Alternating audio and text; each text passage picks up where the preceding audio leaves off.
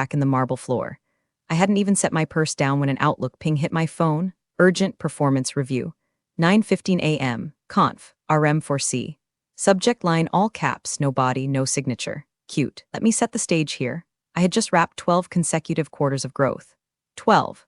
We'd landed the Hastings account 3 weeks prior, projected $28 million in revenue over the next 3 years. I'd built that deal from a damn napkin sketch on a Delta flight. But now suddenly I'm getting ghost texted into a last-minute meeting like I'm about to be scolded for stealing someone's yogurt. When you've worked in finance this long, you develop a sixth sense, a psychic tickle in your spine when the vultures start circling. And my spine was screaming.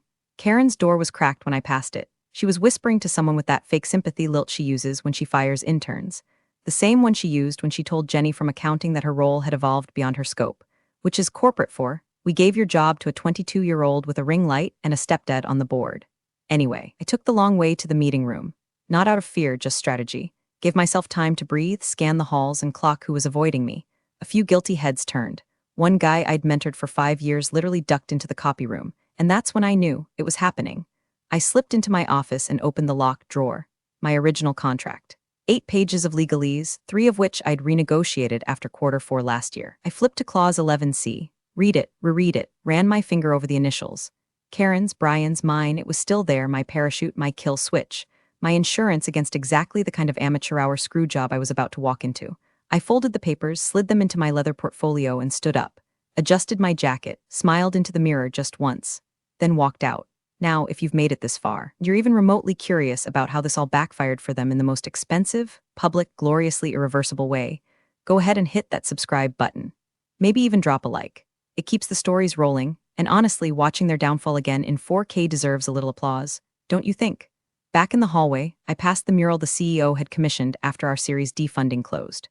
A grotesque, backlit monstrosity of innovation. Funny, he never included the women who actually closed the deal. Just a bunch of stock photo models in VR goggles. When I got to conference room 4C, the blinds were already drawn. Karen was inside, sitting stiffly with 2 HR reps who looked like they'd just dry-swallowed thumbtacks. Not a laptop in sight, no water, no printed reports, no performance discussion to be had, just the guillotine waiting for its cue.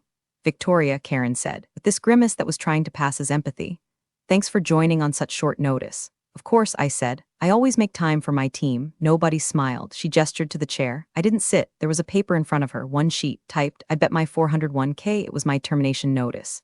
Karen cleared her throat like she was about to announce my dog had died. So I'll just get right to it. We're restructuring, and unfortunately, your position is being eliminated effective immediately. This decision is final and has been approved by leadership. Leadership, she meant Brian, who hadn't even bothered to show his boyish, botoxed face. I nodded slowly. No tears, no protest, just took a breath and said, understood.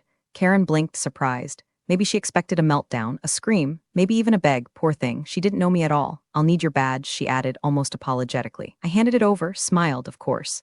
And just like that, I was no longer an executive at Arcshire Financial.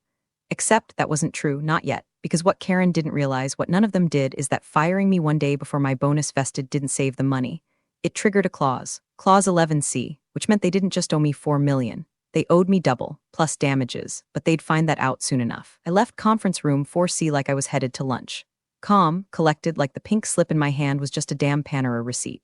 Karen stayed behind, probably sweating through her blazer, praying I wouldn't make a scene. HR didn't even follow me. They just sat there like mannequins in a discount suit showroom, waiting for their next restructure. I passed my office and didn't even glance at it. They'd box my things for me, or they'd toss them in the supply closet and pretend they never knew I was here. That's how this game works. You don't build empires, you get rented by them, then discarded the second your value outpaces your obedience. But what Karen, and Brian especially, never understood was that I never played by their rules. I just let them think I did. Instead of heading for the elevators down to the parking garage, I swiped into the executive lift and punched the button for floor 45, legal and compliance. I'd spent enough time up there during the Hastings deal to know who still had a soul behind their NDA-stamped eyes. The receptionist barely looked up until I dropped my leather folder onto her desk. Tell Aaron Patel I'm here, I said. She blinked. Do you have an appointment? I just got fired, I said with a smile. He'll want to see me. Aaron was an assistant counsel who used to shadow me during negotiations. Smart guy. Sharp. Once asked me if he should go private sector or stay and rot in corporate. I told him to stay just long enough to know where the bodies are buried and who buried them. 10 minutes later, I was in his office. He closed the door behind us and gave me that same deer-in-headlights look I'd seen in the mirror the day I found out Brian got the CEO role after I practically built the pipeline he was now strutting around on. "You okay?" he asked. "They let me go," I said, effective immediately. No cause cited. No severance beyond standard. No mention of the incentive clause, his brow furrowed. Which clause? I opened the folder, flipped to the page, and handed it to him. Clause 11C, paragraph 3, subsection A. He scanned it once, then again slower. His face didn't change, but his eyes sharpened like a camera coming into focus. "Did you add this during your Q4 renegotiation?" They initialed every page. Brian even asked what the multiplier line meant. I told him it was to cover transitional risk if I left. He shrugged. Aaron sat back in his chair. "Victoria, this clause is airtight. If they fired you within 24 hours of vesting, they owe you the full bonus, plus 50% of your final year's base, plus damages if contested in arbitration." "Correct," I said, and it wasn't just Brian. Karen knew. She signed the implementation memo last December.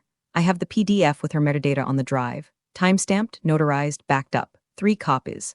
Aaron let out a soft, horrified laugh. "They thought they could short-circuit the payout by axing you a day early? They think termination voids obligation. But the clause activates because of the termination. This is going to melt faces upstairs," he muttered. "I'm not here for revenge," I said. "I'm here for enforcement." He nodded slowly. "You want this escalated to lead counsel? I'd prefer if it came from you." At first, quietly. "You've got relationships, I don't. And I'd rather the collapse happen from the inside out, not some LinkedIn spectacle." Aaron didn't say much after that. Just took a photo of the page, scanned my folder, and emailed himself the annotated packet. As I stood to leave, I said, "Don't worry about being on the wrong side of this." The wrong side was the one that thought I'd roll over. Outside his office, I didn't head to the garage. Not yet. I needed to make one more stop. I passed by the pantry on 43, saw 2 interns whispering over iced coffees, eyes wide like they'd seen a ghost. Word travels fast when the queen gets guillotined. Back in the elevator, I looked at my reflection in the steel, smoothed my hair, adjusted my collar, took a breath. They thought they'd buried me, but I wasn't dead. I was loaded, armed with paper, and their signatures. And in less than 24 hours, those signatures were going to cost them more than they ever made pretending to be smarter than me. Legal floor always smelled like printer toner and burnt ambition, like dreams laminated and filed away next to compliance manuals nobody reads until they're subpoenaed.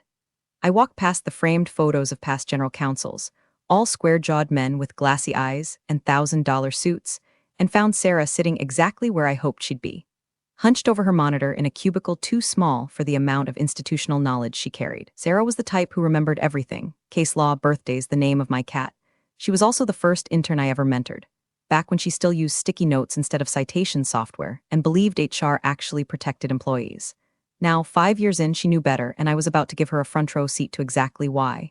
She looked up, startled. "Victoria, what are you? Didn't I just hear?" "You did," I said, handing her the folder. Clause 11C, annotated. Original contract, addendums, signature metadata, arbitration triggers. Also includes 3 backup references to the equity schedule Brian approved in Q4. She blinked. "Wait, are you terminated, effective immediately? No cause cited, 1 day before vesting. Clock resets as of noon today." Sarah opened the folder slowly like it might detonate. "Did Karen sign off on this?" She did. Page 6 of the implementation memo. DocuSign from her iPad. Timestamps in the margin. Jesus.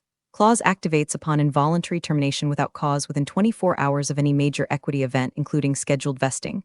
I didn't hide it, I highlighted it. Brian laughed and said, "Only lawyers read the fine print." Sarah was already on page 3 when she stopped, blinked, read the paragraph again, then again slower. Her mouth opened like she was about to speak, but the words got lost somewhere between her gut and her ethics. This clause, yes, I said, triggers an accelerated payout equal to 2x the equity value, plus base, plus benefits continuation, plus indemnity provisions if they try to stonewall. "Victoria, this is delicious?" She looked up at me, both horrified and impressed. They thought they were being clever. They thought I wouldn't notice a last-minute firing with no severance discussion, no legal presence, no memo from compliance. They thought wrong.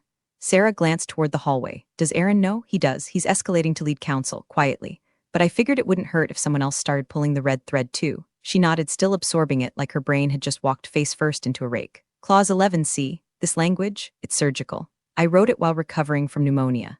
Signed it in a hospital gown with Roman 4 in my arm. That's how far ahead I was playing. She shook her head, grinning despite herself. "Might want to run this up the ladder," she said, holding the folder like it was radioactive. I leaned in a little closer. "Sarah, this is one of those moments that defines you. You can flag it and pretend it's someone else's problem, or you can own it. Be the one who saw the fire coming and sounded the alarm." She didn't speak. but I saw the resolve slide into her posture like a metal rod. "I'll take it to Meredith," she said. "Right now, good." As I turned to leave, she asked, "What if they try to bury it?" "They can try," I said. "But it's already backed up in 3 places, with time stamps. One copy in Aaron's hands, one in my personal legal archive, and one," I paused, "in a drive labeled Brian's gift basket that automatically emails the full packet to the board if anyone modifies my employment record without a matching clause tag." Sarah's jaw dropped. "Are you serious?" I smiled. "They like to pretend I'm a file folder in heels. I let them. It's amazing what you can build in the dark if no one bothers to watch you closely." I walked out of legal like I owned the floor. Not a single person stopped me. Not one raised a hand or asked where I was going. That's the thing about quiet exits. People assume you've accepted defeat. But that morning, I wasn't leaving the building broken. I was leaving it booby-trapped. And someone had just tripped the wire. Karen stormed into the HR war room like she was auditioning for a panic attack. Red-faced, rapid blinking, already sweating through the silk lining of her blazer. She didn't even shut the door behind her. Just slammed her laptop on the table and barked, "We need documentation now." Across the table, Shelley from HR blinked like a turtle yanked from a pond. Documentation of what, exactly? Victoria's termination. Something that shows we had just cause. A waiver, a write-up, an incident log, anything. Shelley typed with 2 fingers, scrolling through an empty folder like it might magically populate with HR miracles. Karen, she's never even had a formal warning or a verbal coaching note. She's clean. Karen threw her hands up. There has to be something. She's building a case. She walked out of here way too calm, and now legal is. She stopped herself. Shelley's brow furrowed. Legal is what? Never mind, Karen snapped. Just keep looking. Downstairs in compliance, a quiet alarm had already started to ring. Sarah had passed the folder to Meredith, the board's lead counsel, who read it once, turned the color of skim milk, and requested a discreet but immediate review of Victoria's employment history, contract amendments, and compensation triggers. Meanwhile, Karen was now dialing extensions like her career depended on it, which, incidentally, it did. "Jerry, it's Karen," she said into her phone. "I need all the emails tied to Victoria's Q4 renegotiation. Contracts, internal approvals, equity schedules, everything." "What do you mean it's archived?" "Then unarchive it." At that same moment, Victoria was packing up her office upstairs. Not hurried, not angry, not even solemn, just methodical. Picture a surgeon cleaning their tools after a successful operation. She unplugged her docking station, folded her sweaters with geometric precision, and placed her old Rolodex. Yes, she still had one, into her leather tote like it was a relic of a better time. She glanced at the photo on her desk, her and her mother, 10 years ago, toasting with cheap champagne the day Victoria got the Arctron offer. "Be so good they have to notice," her mom had said. They noticed, just too late. Back in the bunker, Meredith stood silently behind Karen, who was now furiously scribbling something onto a notepad as if paperwork could reverse time. "Karen," Meredith said. Karen jumped like someone had dropped a gun on the table. "Yes." Meredith held up the packet. "Is this your signature on page 6 of the implementation memo?" Karen squinted. Yes, but I didn't read all the amendments. Brian just said we needed her to stay through Q4. Meredith raised an eyebrow. "And you initialed every page?" "Well, yes. We were rushing to finalize headcount projections." Meredith tapped the folder. "Clause 11C. It triggers a payout that doubles the standard equity incentive if an executive is terminated without cause within 24 hours of a major equity event." "Wait," Shelley said from across the room. "She was due to vest tomorrow." "Exactly," Meredith replied. "You fired her today." The room fell into a silence so thick it could have choked a priest. "Technically," Meredith continued, "this wasn't just mishandled, it was catastrophic. Her contract is enforceable. She gave us notice of the clause. We have a time-stamped record of when it was received. That makes it worse." Karen sat down hard as if gravity had remembered she existed. "We were trying to save the company $4 million, she whispered. Meredith's lips flattened. "You may have cost it 6, maybe more." Somewhere around the same time, a calendar invite appeared on the board chair's assistant screen. Subject, urgent, Victoria Owens Equity Clause Review. Priority highest. Sender, lead counsel. Back upstairs, Victoria zipped her bag shut. Looked around her office one last time. It looked smaller now, like the walls had caved in slightly. Like the space knew it had lost something it couldn't replace. She walked out with nothing but a tote, her heels clicking steadily against the tile. Past the photos of Employee of the Month winners. Past the glass cases full of trophies for innovation and team excellence. She paused only once at the elevator. One of the new hires from marketing stood there awkwardly.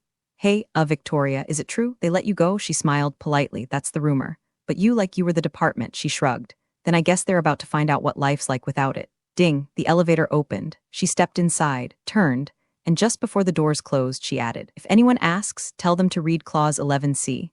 Then she vanished, and the real unraveling began.